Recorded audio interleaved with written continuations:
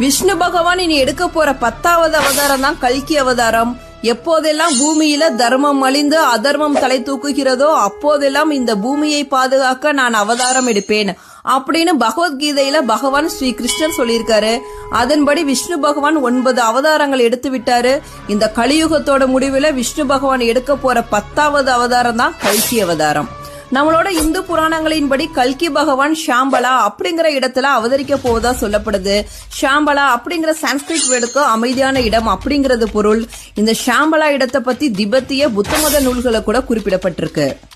ஆயிரக்கணக்கான ஆண்டுகளா திபெத்துல எங்கேயோ உயர்ந்த இமயமலை சிகரங்கள்ல இருக்க பள்ளத்தாக்குகளுக்கு மத்தியில இணையற்ற அமைதியும் உலகளாவிய கொள்கையும் கொண்ட ஒரு இடம் இருக்கு. அந்த இடம்தான் ஷாம்பலா அப்படின்னு சொல்லப்படுது.